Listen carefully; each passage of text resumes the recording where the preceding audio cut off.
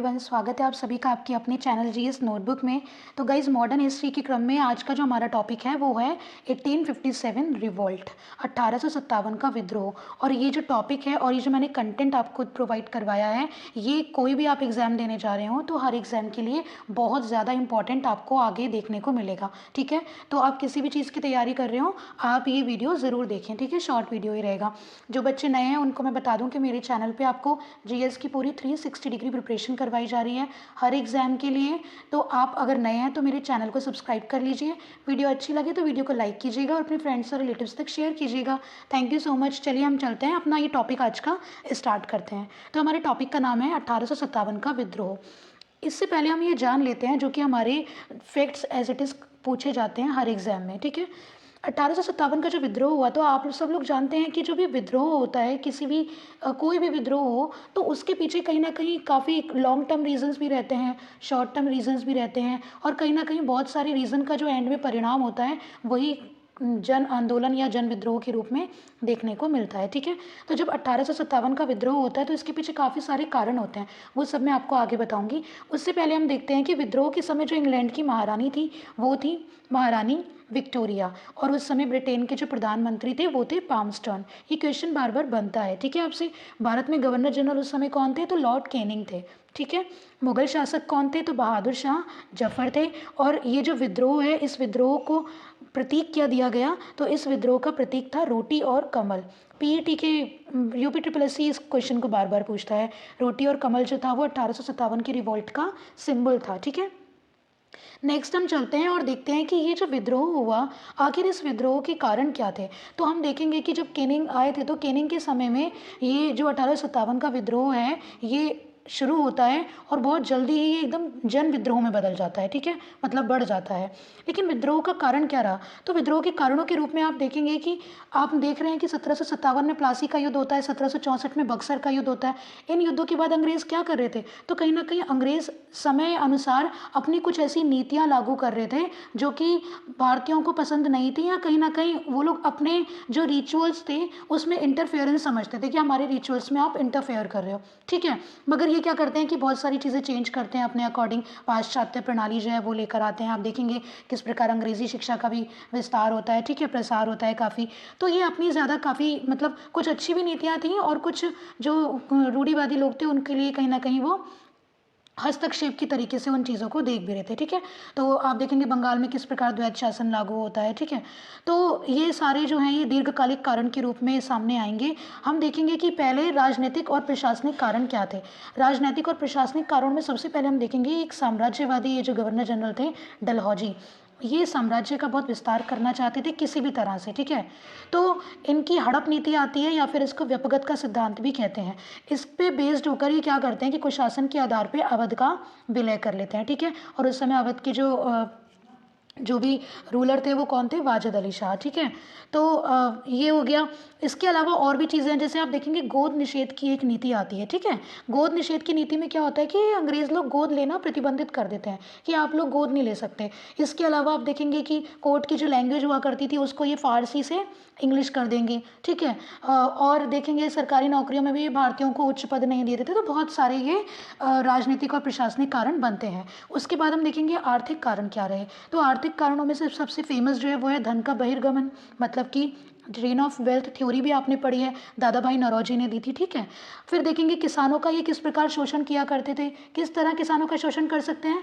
तो अगर मान लीजिए भू राजस्व में बढ़ोतरी कर दी, ठीक है, भू राजस्व के लिए या फिर अन्य तरीकों से, जैसे इन्होंने क्या किया कि हस्तशिल्प का बिल्कुल पतन कर दिया, जो कुटीर उद्योग थे छोटे छोटे उनका पतन कर दिया। अब इनका पतन हो गया तो बेरोजगारी में भी वृद्धि हो गई। ठीक है, तो कुल मिलाकर इन्होंने आर्थिक रूप से भी काफ़ी ज़्यादा शोषण किया भारतीय समाज का।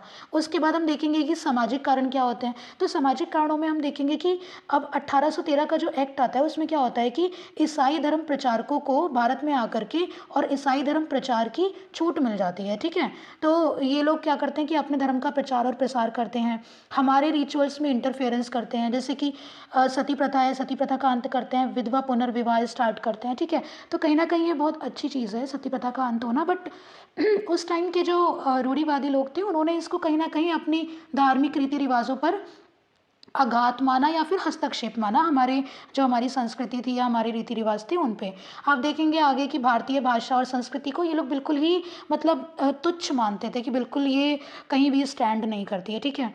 फिर आगे आप देखेंगे कि धार्मिक अयोग्यता एक्ट आता है। धार्मिक अयोग्यता एक्ट के अंदर क्या था कि अब अगर मान लीजिए कोई धर्म परिवर्तन करता है कोई इंसान, तो वो जो इंसान है जिसने धर्म परिवर्तित किया है अपना, उसको अपने पिता की संपत्ति से वो बेदखल नहीं हो सकता, ठीक है। मान लीजिए कोई लड़का है और उसने धर्म परिवर्तन कर लिया, हिंदू से ईसाई बन गया, तो फिर वो अपने पिता की संपत्ति में से उसको बेदखल नहीं किया जा सकता, ठीक है। इससे क्या हुआ कि ईसाई धर्म के प्रचार को और ज़्यादा उसकी जो नींव थी वो मजबूत हुई, ठीक है। तो कहीं ना कहीं ये चीज़ें भी उन लोगों ने मतलब तब के जो लोग थे उन लोगों ने हमारी संस्कृति में इसको हस्तक्षेप माना, ठीक है। ये भी एक कारण बना आगे चलकर। मतलब कि ये धार्मिक रूप से और चाहे हमारी संस्कृति हो या फिर हमारी विचारधारा हो, ये बिल्कुल उसको तुच्छ माना करते थे, ठीक है। आगे हम देखेंगे कि सैनिक कारण क्या थे। तो सैनिक कारणों में देखेंगे कि जो भारतीय सैनिक हुआ करते थे, ठीक है, उनको ये लोग छोटे पद पर ही आसीन करते थे, उनको कोई भी उच्च पद पर ये आसीन नहीं करते थे। और जो अंग्रेजी सैनिक होते थे सेम काम करते थे, बट तुलनात्मक रूप से भारतीय सैनिकों को वेतन कम दिया जाता था। इस परिप्रेक्ष्य में आप देखेंगे कि 1856 में कैनिंग के टाइम पे, कैनिंग लेकर आते हैं सैनिक भर्ती एक्ट।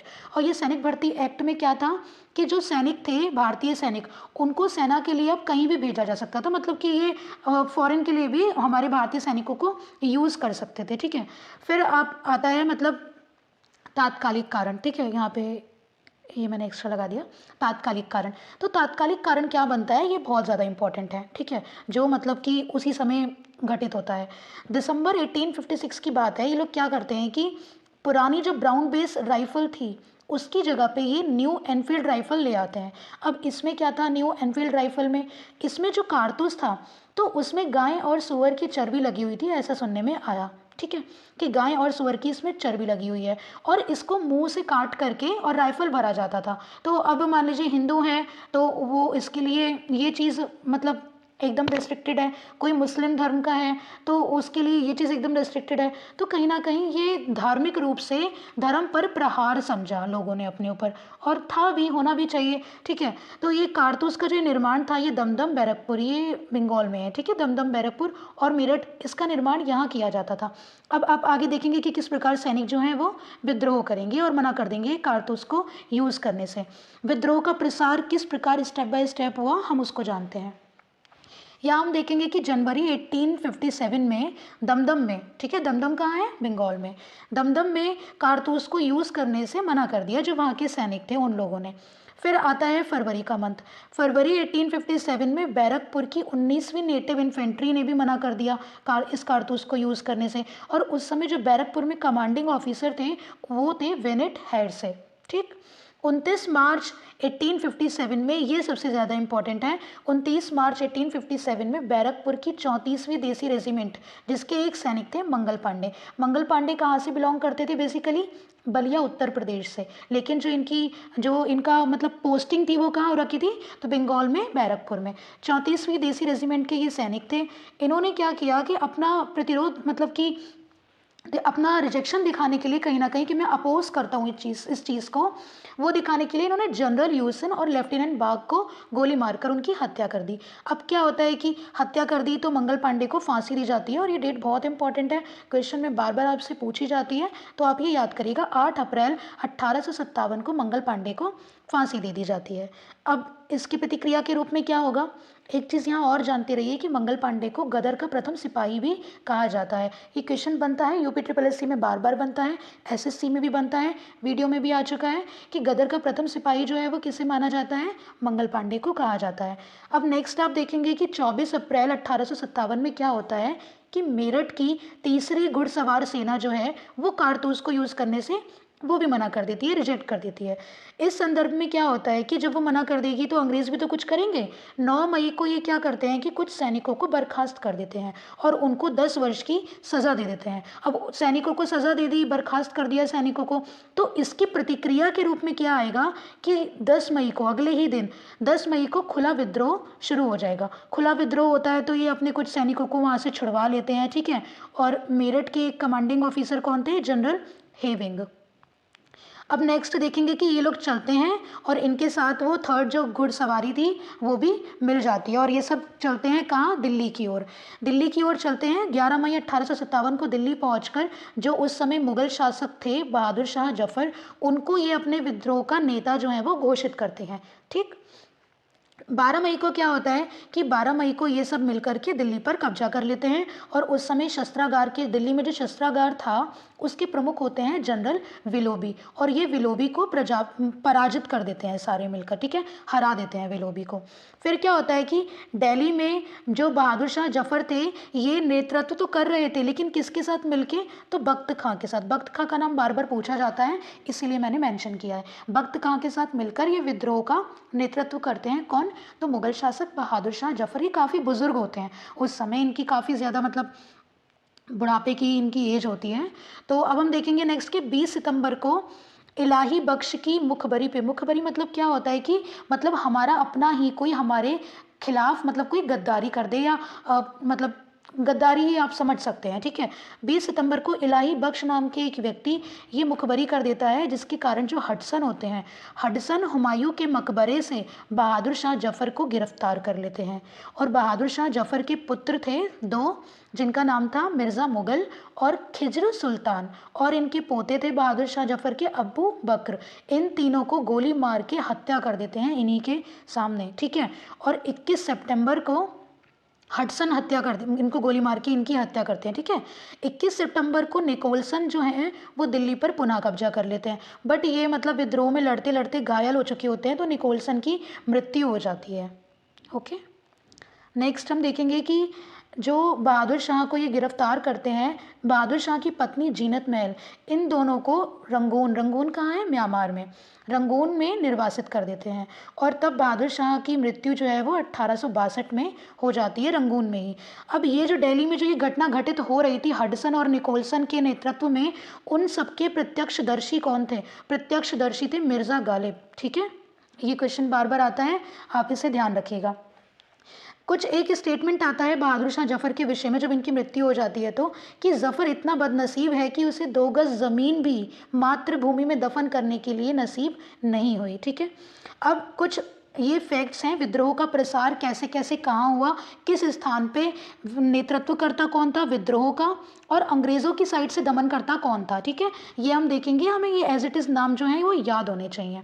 आप चाहे वीडियो बार बार देखिए, चाहे अपने नोट्स बनाइए, नहीं तो मेरा टेलीग्राम चैनल आप ज्वाइन कर लीजिए। टेलीग्राम ग्रुप का लिंक भी मैं दे दूंगी, वहाँ पे चैट ओपन है, आप लोगों के कोई भी डाउट्स हो तो आप अपने डाउट वहाँ पे पूछ सकते हैं। ठीक है, और मैं डेली जीएस के कुछ वहाँ पे क्विजेस भी लाती रहती हूँ, तो आप लोगों के लिए वो बहुत इंपॉर्टेंट रहेंगे। ठीक है, तो आप लोग मेरा टेलीग्राम ग्रुप जो है वो बिल्कुल ज़रूरी से ज्वाइन कर लीजिएगा और चैनल को सब्सक्राइब कर लीजिएगा ज़रूरी से।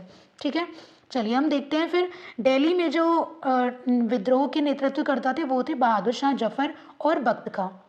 दमन कौन कर रहा था, तो हडसन और निकोलसन। लखनऊ में कौन थे, तो लखनऊ में थी बेगम हजरत महल। इनकी जो एक उपाधि है वो है महक परी की उपाधि। ठीक है, इनके विषय में मैं आपको बता दूं कि ये लड़ रही थी अपने पुत्र, इनके पुत्र का नाम था बिरजिस कादिर। ठीक है, उनकी उम्र बहुत छोटी थी, तो उनकी तरफ से बेगम हजरत महल लड़ रही थी। इन्हीं के पति का नाम था वाजिद अली शाह, जिनके टाइम पे डलहौजी ने अवध जो था वो कुशासन के आधार पर अपने साम्राज्य में मिला लिया था। ओके, अब लखनऊ में जो दमनकारी थे वो थे कैंपबेल। ठीक है, झांसी हम देखेंगे, झांसी में लक्ष्मीबाई थी।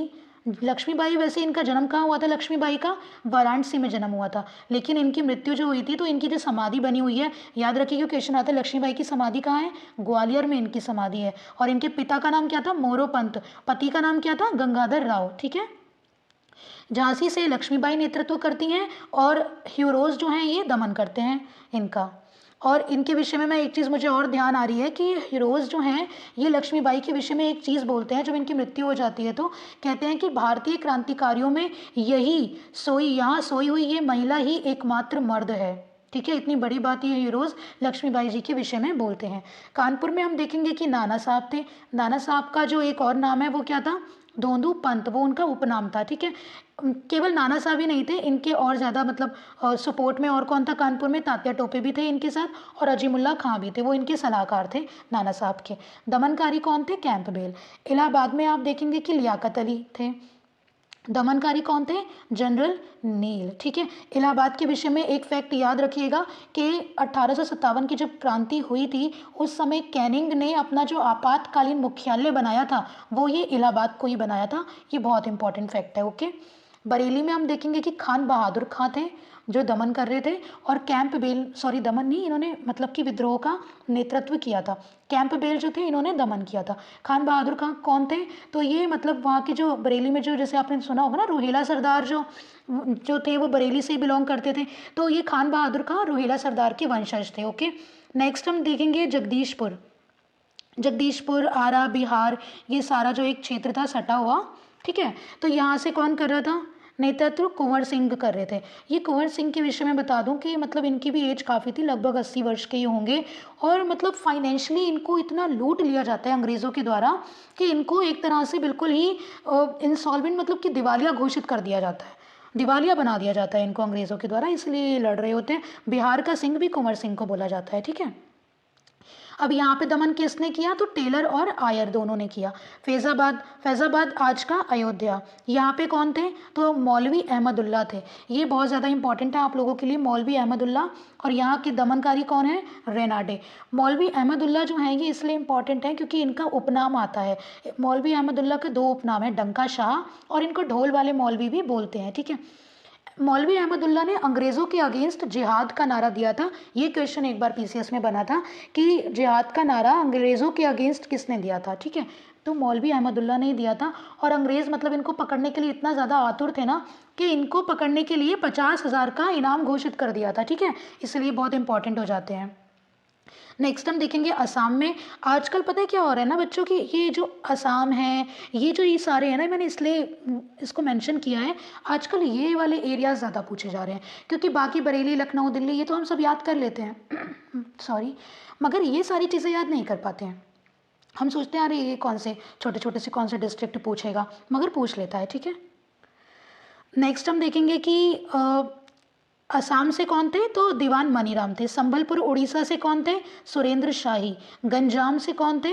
राधा कृष्ण दंडसेना संयुक्त रूप से। सतारा महाराष्ट्र से थे रंगोजी बापू। मेरठ से थे कदम सिंह। मथुरा से थी देवी सिंह। और फतेहपुर से थी अजी मुल्ला। ठीक है। और दमनकारी थे जनरल रेनडे। अब 1857 की जो ये क्रांति हुई इस विषय में कुछ लोगों ने अपनी अपनी टिप्पणियां करी हैं।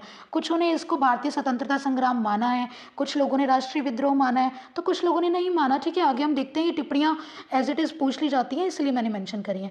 वी.डी. सावरकर जी, ये इंपॉर्टेंट है, इनकी टिप्पणी ज़्यादातर पूछी जाती है। वी.डी. सावरकर जी बोलते हैं कि ये 1857 के परिप्रेक्ष्य में बोलते हैं, ये भारतीय स्वतंत्रता का प्रथम संग्राम था, और ये बुक भी लिखते हैं। ठीक है। बेंजामिन डिज़राइली जो हैं ये इसको राष्ट्रीय विद्रोह मानते हैं। टी.आर. होम्स जो हैं ये बोलते हैं कि ये सभ्यता और बर्बरता के बीच संघर्ष था। लॉरेंस एंड सीले, ये क्वेश्चन भी पूछा गया है कि पूर्णतः सैनिक विद्रोह किसने माना?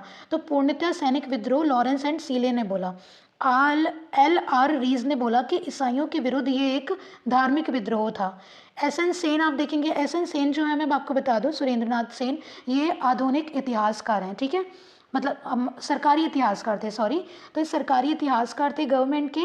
तो इन्होंने टिप्पणी करी है इस विद्रोह के संदर्भ में कि यह ना तो राष्ट्रीय विद्रोह था ना ही सैनिक विद्रोह था।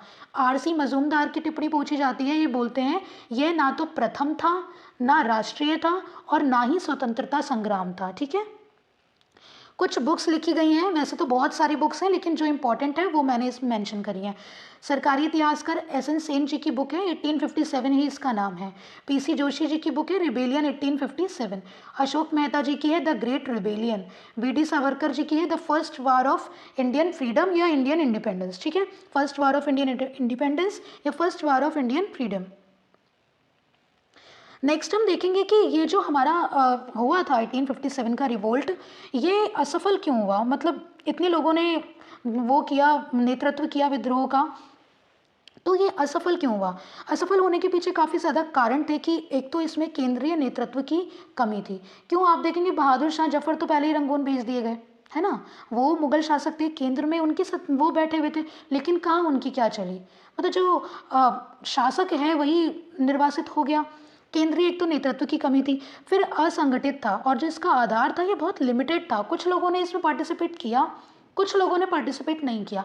जिनके अधिकारों का हनन हो रहा है, जिन लोगों को लग रहा है कि हमारे ऊपर अत्याचार हो रहा है, प्रताड़ना दी जा रही है, उन लोगों ने तो इसको विद्रोह किया, पार्टिसिपेट किया। जिन लोगों को नहीं लग रहा था वो लोग बैठे रहे कि भैया हमारा क्या मतलब है ना। इसमें आप देखेंगे कि सिंधिया, होलकर, गायकवाड़, निज़ाम हैदराबाद के, कश्मीर के गुलाब सिंह, नेपाल के पीएम थे जंग बहादुर, इन सब ने क्या किया, इन लोगों ने ब्रिटिशर्स, अंग्रेज़ों को सपोर्ट किया।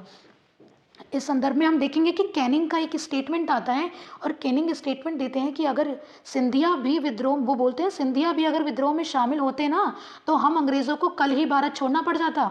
इतना बड़ा स्टेटमेंट देते हैं। तो ये लोग पार्टिसिपेट ही नहीं करते हैं, ये लोग अंग्रेज़ों की साइड होते हैं। ठीक है, या तो आप न्यूट्रल रहो, ठीक है, या आप किसी का साथ ही मत दो, बट ये लोग सपोर्ट करते हैं ब्रिटिशर्स को। तो कहीं ना कहीं ये भी कारण होता है कि विद्रोह असफल हो जाता है। अब 1857 के विद्रोह के संबंध में पील कमेटी गठित होती है और पील कमेटी की जब रिपोर्ट आती है तो उसमें कुछ सैन्य प्रशासन में सुधार किया जाता है। 5:1 का रेशो, 2:1 का रेशो, ये कुछ भारतीय और अंग्रेज़ों में जो सैनिक थे, सैनिकों का रेशो था। ठीक है, बहुत ज़्यादा महत्वपूर्ण नहीं है इसलिए मैंने मेंशन नहीं किया। पील कमेटी आप जानते रहिएगा, 1857 से रिलेटेड है। आप देखेंगे कि उसके बाद 1 नवंबर 1858 को कैनिंग जो है वो इसको समाप्त घोषित करते हैं और किस प्रकार वो इलाहाबाद के मिंटो पार्क में महारानी का घोषणा पत्र पढ़ते हैं। महारानी का घोषणा पत्र आता है 1858 में। इसमें क्या होता है कि अब तक जो भारत में गवर्नर जनरल था, अब वो भारत का वायसराय होगा। वायसराय का मतलब क्या होता है? वायसराय का मतलब होता है क्राउन का प्रतिनिधि, मतलब कि जो सत्ता है वो क्राउन के, महारानी के हाथ में है। ठीक है, लेकिन महारानी के रिप्रेजेंटेटिव के रूप में कैनिंग है भारत में। ठीक है, इसलिए वायसराय वर्ड यूज़ किया गया। और ये जो घोषणा पत्र था, इस घोषणा पत्र को तैयार किसने किया था? बार बार पूछा जाता है, बड़ी परीक्षा में पीसीएस वगैरह में पूछा जाता है, याद रखिएगा, स्टैनली ने। स्टैनली ने ये घोषणा पत्र तैयार किया था जिसे मिंटो पार्क में कैनिंग द्वारा पढ़ा जाता है। ठीक है, तो यहीं पर हमारा ये जो टॉपिक है ये पूरी तरह से समाप्त होता है। और आई होप आपको ये वीडियो और ये कंटेंट बहुत अच्छा लगा होगा। कैसा लगा आप मुझे कमेंट करके बताइएगा। वीडियो को प्लीज़ लाइक कीजिएगा और अपने फ्रेंड्स तक शेयर कीजिएगा। चैनल सब्सक्राइब नहीं किया तो सब्सक्राइब कर लीजिएगा। और अगर आपने मेरी पिछली मॉडर्न हिस्ट्री और पॉलिटी की भी वीडियोज़ में डाल रही हूँ, अगर वो ना देखी हो तो मैं सबकी प्लेलिस्ट का जो लिंक है वो डिस्क्रिप्शन में दे दूँगी। टेलीग्राम का ग्रुप जो है वो ज्वाइन कर लीजिएगा, क्योंकि वहाँ मैं आपको अपने जो भी हैंड रिटन नोट्स है वो प्रोवाइड करवाती हूँ। ठीक है, वहाँ पे क्विजेज भी मैं आपको करवाना स्टार्ट कर दी हूँ, तो आप लोग उसको भी ज्वाइन कर लीजिएगा। ठीक है, so thank you so much, thanks for watching my channel, thanks for watching my video, thank you so much guys.